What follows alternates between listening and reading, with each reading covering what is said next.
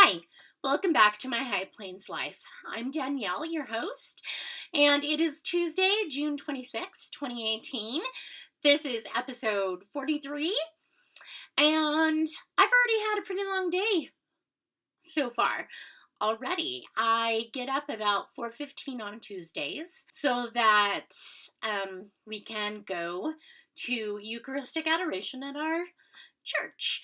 It's just an hour of prayer once a week, and it doesn't take much time. I always feel more centered afterwards, and it's something that we have both enjoyed turning into a habit. So needless to say, it's been a long day already, and it's not even mid-afternoon. On the needles, as I stated, I have no FOs. I have continued making progress on certain projects. Again, these are for a 4-year-old. How do they take so long? And I have been working on these. They're probably to the point, I need to measure. I don't know, how long is a 4-year-old's foot? Like that long? 5-year-old? I'm probably to the point where I could put in the cuffs, and I'm going to do that in the blue. Just because I'm tired of knitting. They're small. How can they take so long? And I'm going to complain about it every time. Sorry. So those are the Supergirl socks for my niece. And I have needles left and right. These are the lattice socks. Well, you haven't made much progress on them, Danielle. Actually, I had to rip them back again because my diamond pattern was off. I'd basically just done a chevron for a couple rows, and I knew it would drive me crazy, so I did. I pulled out the needles, ripped back, and picked up stitches. So I am back to playing catch up with my yarn as to how far I've gotten. Still not back to my original place yet. I will get them finished. So those are my sock whips. There are links to my project pages in the show notes, and if you want to know who the yarn is from or the patterns are by, you need to go there because I'm tired of. It's like the same 2 pair of socks over and over. I'm so sorry. I have the project that I did decide to rip out. That's right, the Mix 34 cowl. I ripped it out. My handmaiden is back in a pretty little ball. So is my bamboo. I need to find a project. I've about 600 yards of handmaiden maiden here. I love the colors. And I need to find a project where I can use this probably just by itself. Like I said, I didn't really like the fabric it made together with the bamboo. Ideas? Suggestions? Always appreciated. I did, however, cast on something new. Rip out a project, cast on new. My needles were free, right? Exactly. This is the Siciliana shawl. That picture didn't print out very well. It's by Lisa Hands. It's a 2-color shawl. It uses mosaic knitting and some lovely squishy garter stitch. I cast this on Saturday at Knit Group because our knit group was at our LYS You and Mia Yarn Boutique. Shout out! The owner had just come back from TNNA with like 200 pounds of yarn, including some 3 Irish girls. It was so beautiful. One of their new colors, this is the Adorn Luxe, which is an 85-15 nylon fingering weight. I love an 80-20 or an 85-15 blend. This 75-25, I know it's good for socks, but you can totally tell the difference in the softness and squishiness of something that has just a little more merino versus nylon in it. Oh, this colorway is Très Chic by 3 Irish girls. And the cake is kind of fallen apart, but look at that, just a splash of blue and coppers and browns and golds, and it is a very pale blue-green, maybe as a base. It's like a blue-green-gray. How do they do that? Oh, take it back. That's not the blue color, that's the skein label I've tied on. Okay, so the Très Chic colorway, fell in love with it. And then, dun, dun, dun, dun, Hemlock. That right there is the color. Just the gold glow to that coppery brown. It's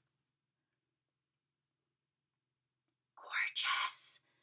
And the two together, ta-da! Oh, that's a little dark. This one's true to color, and this one's blown out. Oh, okay, sorry. Gorgeous together. Gorgeous. So we did some brainstorming, and by that I mean everybody at the yarn shop helped me out. And the decision was made to knit the Siciliana. I am very happy I did. Very excited about it. I've cast on. There's 5 sections. This is section 1. Look at how it's knitting up. There. That's the light. That's the color. Isn't it beautiful? Like all those copper speckles just pop right out. For some reason, my gauge changed. Same needles. I have no clue. You can tell, like right here. Beautiful garter stitch. I'm using size 5 needles, licky needles. I love a good garter stitch when it's just nice and squishy. It's comforting. And then, I don't know what happened, but my gauge changed. Do you see that? How it loosened up? I love this fabric. That is the type of garter stitch I want. This is just a little too loose for me. I even tried tightening up my stitches when I realized my gauge had changed.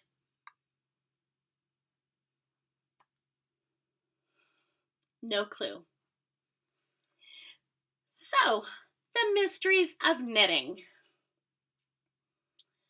Yeah, you can totally see a difference. So, I'm hoping, it's true what they say. That shit'll block out. Keep my fingers crossed. I've just moved on to section 2 where I place my stitch markers, and now I start bringing in this color, and it's a mosaic section. Very excited. Very excited. So, that is probably what I'll be working on while I wait for this to upload. Because it's not knit group knitting. I haven't done mosaic knitting before. Although it seems, here we go, famous last words, it seems fairly easy. It said there's only 1 color used per row. I should be able to figure it out. So I have confidence. This is in my mustache bag by Beady Sisters. My last work in progress is, I love this. It's in my waxed canvas Black Watch plaid bag by Tan-I Casey, handmade. I will show this again because I love it. Nice and bright, cream duck cloth interior. This is my Runa cardigan, and this is in the lettuce colorway of Malabrigo Rios. Love it! I am just... Let me pick my right side row. Speaking of gauge changes, I just finished there's another Vickel braid right here, which ends up underneath the bust before you start the new pattern design that's on the upper half of the cardigan. And my first few rows, look how elongated my stitches are.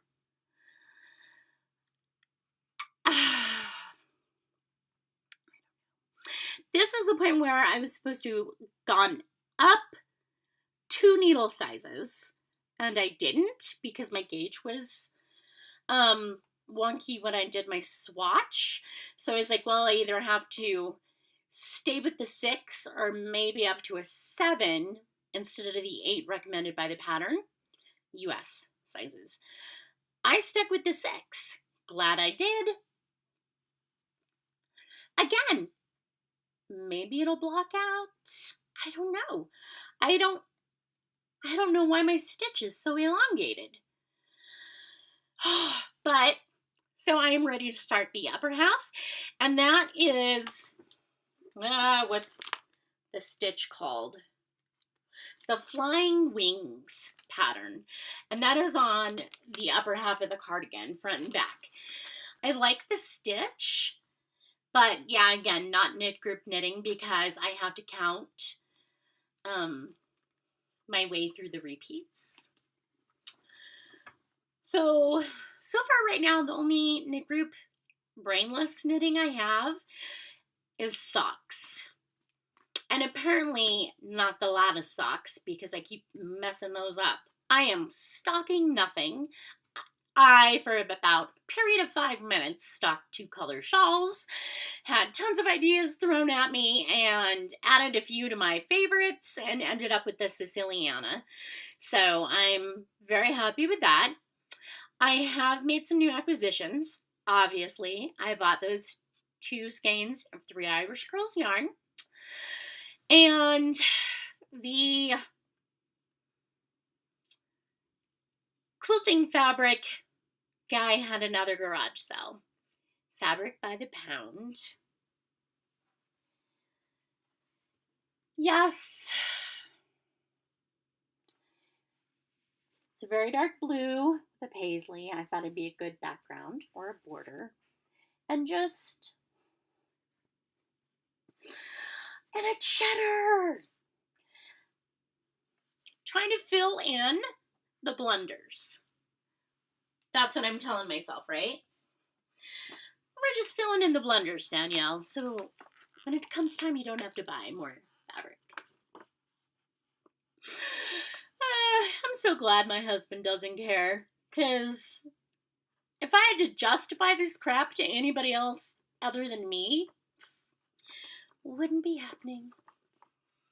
I do have one last acquisition, and this I did not buy. It was given to me as a gift by my mother-in-law, whose birthday is actually today. Hi, Joan! Happy birthday!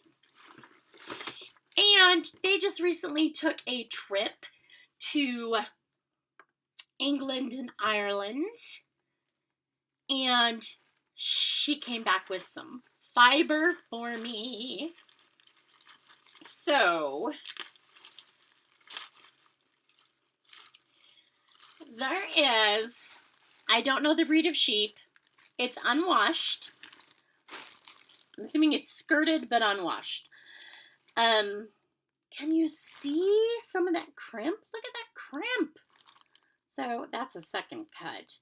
I don't know what this is, but I do have the name of the lady who she bought it from. Look at that. Crimp, crimp, crimp. So I'll wash it, card it, maybe. I don't know. See what's up. And then this lovely creamy fiber is alpaca. Saw the pictures of the alpacas on their farm in Ireland. Who thinks of alpacas when you think Ireland? I think sheep. I think cloudy days, rain, and shamrocks. I don't think alpaca, but look at that. Isn't that beautiful? And this has been processed, cleaned and processed, and it's some beautiful alpaca roving. And I have the picture of the alpaca it came from. So, those were my souvenir gifts. Whoops. Thanks, Joan. So those are all my acquisitions, and I have no spinning to show you.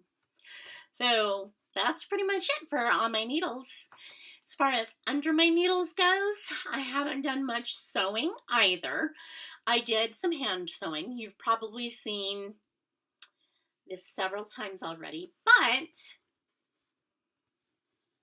I made myself some quilting design stencils, chalked it on, and hand quilted this. Can you see? There. It's just like a little 3-leaf pattern.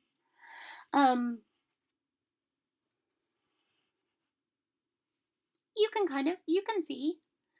So my stitches started out distinctly rough in the beginning, and then you can tell where I gained a little confidence after getting some practice in, and my stitches smoothed out and became much more uniform. So this only took me like an evening or two to hand stitch, and I loved it. And then I sewed the binding on, trimmed it, sewed the binding on, and hand stitched it down in the back. I love having some hand sewing to do at night. I'm kind of stalled out on my hexagrams with the English paper piecing because I've used all the fabrics in the hexie quilt already that I've used in other projects, and so I'm waiting to bring some new fabrics in so everything isn't all in one section. Am I making any sense? I am in my own mind. So, in the meantime, I will just see what I can do about keeping a hand quilting project in the wings or some binding to sew on, because I find it incredibly soothing to do some hand stitching until I like stab myself in the thumb and then I'm like, son, Hava. So there is my Bear Claw double runner. And that's going in the gift box. Yay! I have not done any more quilting on my Earth, Wind, and Fire quilt. I have not begun the next project in the Prairie Women Sewing Circle class yet either. So, kind of stalled out there, but I will not stall out for long. In the garden, the yard work continues. Most of the weeding is complete. The front yard is done. The backyard is done with the exception of the garden. That sounds backwards, Danielle. Yeah, I know. But the garden wasn't going to get planted this year anyway since I blew up this spring. And It is geographically contained and fenced. Doing my best with the weeds. The sunburns continue because I apparently didn't learn the first time. Amy Beth, I call your trucker's tan and raise you a farmer's tan. I've got like these. Okay, you can't tell. Yeah. I've got like weird suntan lines all over my arms and legs based upon the length of the shorts and shirt sleeves I was wearing. So, yeah. She called it a gradient gone wrong because her tan was like her arms were tanned in different shades. It was awesome. I love you, Amy Beth. My clematis is slowly recovering. The lavender is blooming and the bees are swarming on it. The catmint got a little squished after the last hailstorm. And my hops is growing, but the main branch broke off, so it's only got about 10 feet on it. In the Beeyard, Pikes Peak Beekeepers Association is doing a Beeyard visit this Saturday the 30th, which, of course, I'm busy for and unable to attend. That is the day my quilt class is, and knit group, which I would be willing to show up late for, which I'm going to be late for anyway, but I'm gonna miss the Beeyard visit. They only do 2 a year. I wish they did multiple ones a month, but I understand it's difficult to arrange, and their goal is to kind of show you continuity by visiting the same Beeyard in June and August so that you can compare and contrast. I do not have any beehive photos for you. It is very difficult to take pictures with gloves on my hands, and especially when there's only one of me. So I really need 3 people. One to film and another to help me lift things out of the hive, because it's a lot more difficult than it looks. I guess those commercial guys are just so used to banging through hives that they can work a lot faster than I can. So, all this to say, I have no photos or video. Sorry. My bees are not building up as quickly as I'd like. One hive is still lagging behind the other, and again, I think that's due to feeding. My fault. And they are both definitely building up slowly, I believe, due to the dearth of nectar in the area. It's been a very dry spring, very dry year, and when it's dry, plants produce less nectar. They will still flower and have pollen, but they just won't have the nectar for the pollinators to eat. Now you know. So, supplemental feeding is even more important, which I am a slacker on, and that is my fault. So, that is in the Beeyard. Off topic. I've been taking Willow to a rehab center for physical rehab. Brian's grandmother fell and broke her pelvis, and this was a couple weeks ago, she's out of the hospital and has been in this rehab center, and we've all gone and visited and taken turns, but I thought it would be sweet if she got a visit from Willow too, because she's her grand dog, and she never fails to get white dog hair on Grandma's black pants. So that's the joke all the time. I've taken her twice now, and she's done really well both times. I came ultra prepared with a pack of, blown out, paper towels and Lysol wipes, because I know that Willow tends to get overly excited at times or nervous, and she tends to dribble. Apparently she took umbrage to that.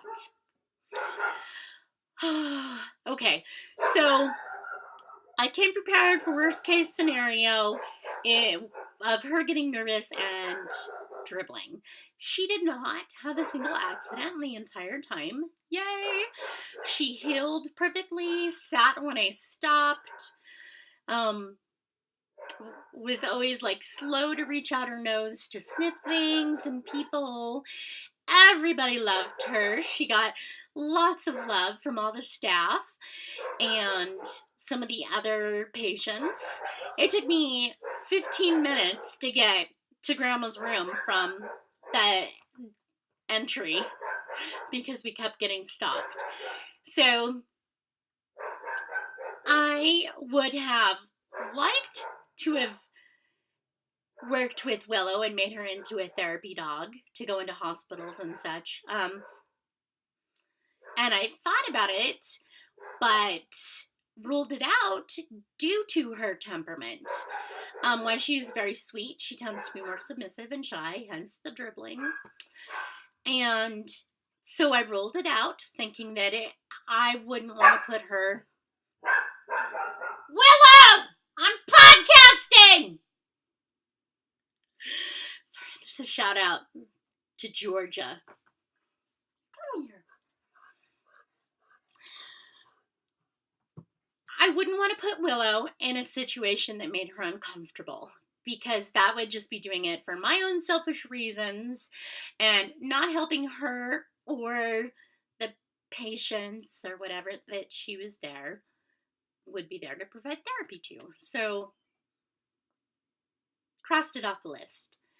After visiting the rehab center these last 2 times and seeing how good she's done, it's kind of popped back into my head.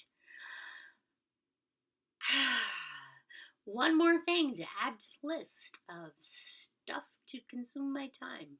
She's good little. She doesn't bark. She never barked once when we were in the facility. She is. I may call her a blondette sometimes and spoil her like the fur baby she is.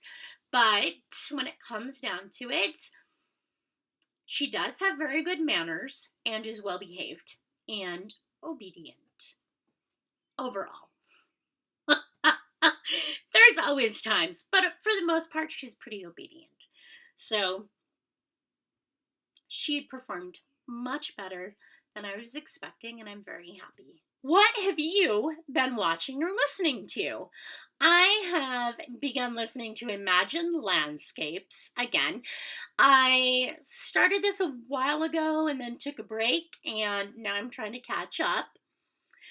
And I was going through my RSS feeds and realized, what is up with all my Canadian podcasters?